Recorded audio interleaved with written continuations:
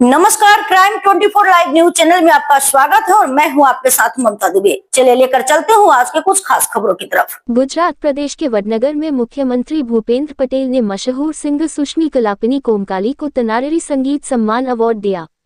मुख्यमंत्री भूपेंद्र पटेल ने वडनगर में तनारेरी महोत्सव 2025 का उद्घाटन किया, जिसने भारतीय संस्कृति के 2000 साल के इतिहास को सहेजा है। ये फेस्टिवल हर साल गुजरात स्टेट संगीत नाटक academy, sports, youth and cultural activities department Gandhinagar और डिस्ट्रिक्ट एडमिनिस्ट्रेशन मेहसाना की मिली जुली पहल से आयोजित किया जाता है। आज के म्यूजिक फेस्टिवल के उद्घाटन के मौके पर मशहूर क्लासिकल सिंगर सुष्मी कलापिनी कोमकाली को मुख्यमंत्री भूपेंद्र भाई पटेल के हाथों प्रतिष्ठित तनारेरी संगीत सम्मान अवार्ड दिया गया। इस मौके पर मुख्यमंत्री भूपेंद्र भाई पटेल ने कहा कि वडनगर की धरती में ऐसी खासियत है कि यहाँ अनादिकाल से समर्पण और सेवा का शिखर विकसित हुआ है। उन्होंने तनारेरी को अनमोल संगीत और कला की विरासत का एक बेहतरीन उदाहरण बताया और कहा कि उनकी तरह वडनगर के सपूत और दुनिया के नेता प्रधानमंत्री नरेंद्र भाई मोदी भी राष्ट्र प्रथम की भावना से काम करते हुए देश और दुनिया की सेवा का एक जीता जागता उदाहरण दे रहे हैं। मुख्यमंत्री ने कहा कि प्रधानमंत्री नरेंद्र मोदी ने कला और स्थापत्य कला के इस शहर के इतिहास को फिर से जिंदा करने का सफल कदम उठाया है। उन्होंने पीएम मोदी की विरासत बढ़ाने की नीतियों की जानकारी देते हुए कहा कि जिस जगह पर प्रधानमंत्री ने शुरुआती शिक्षा ली थी उसे प्रेरणा स्कूल के तौर पर डेवलप किया गया है। जिस रेलवे स्टेशन पर उन्होंने बचपन में मेहनत की पराकाष्ठा हासिल की थी उसे फिर से डेवलप किया जा रहा है और एक मल्टी मॉडल हब बनाया जा रहा है। इसके अलावा वडनगर की पूरी प्राचीन विरासत को दिखाने वाला एक मॉडर्न आर्कियोलॉजिकल म्यूजियम भी वडनगर में बन गया है। स्वदेश दर्शन योजना के तहत वडनगर में हो रहे विकास के बारे में बात करते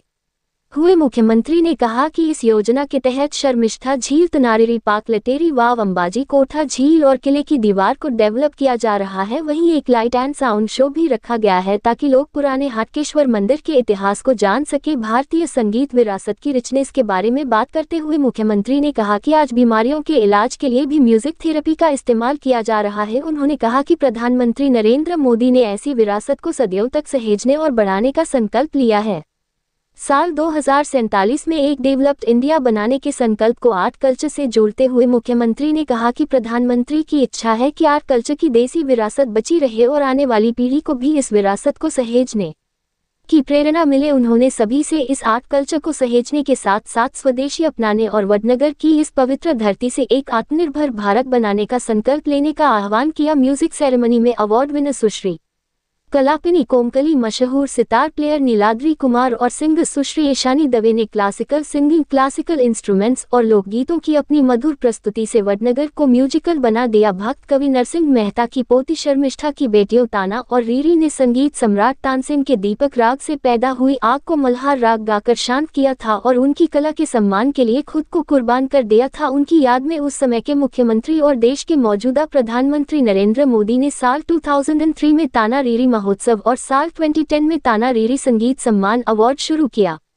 तानारीरी महोत्सव के उद्घाटन के मौके पर कैबिनेट मंत्री जीतूभाई वघानी और ऋषिकेश पटेल, समाजसेवी सोमाभाई मोदी, जिला पंचायत अध्यक्ष सुश्री त्रिषाबेन पटेल, विधायक के पटेल ऊंझा, सरदार भाई चौधरी, खेरालू सुखाजी ठाकुर, बहुचराजी राजेंद्र चावड़ा, कडी, वडनगर नगर पालिका अध्यक्ष सुश्री मितिका शाह, गुजरात राज्य संगीत नाटक अकादमी के चेयरमैन आलोक कुमार पांडे, कलेक्टर्स के प्रजापति, जिला विकास अधिकारी डॉक्टर हसरत जैस्मिन, गुजरात राज्य संगीत नाटक अकादमी के मेंबर सेक्रेटरी IR वाला, रेजिडेंट एडिशनल कलेक्टर जशवंत जेगुड़ा समेत कई जानी मानी हस्तियां मौजूद थी। वडनगर और मेहसाना के साथ साथ बड़ी संख्या में शहरवासियों ने मधुर संगीत का आनंद लिया। ललित अपराध लाइव न्यूज रिपोर्टिंग सह संपादक विंध्याचल ओझा, जिला विशेष रिपोर्टर कुलदीप तिवारी की।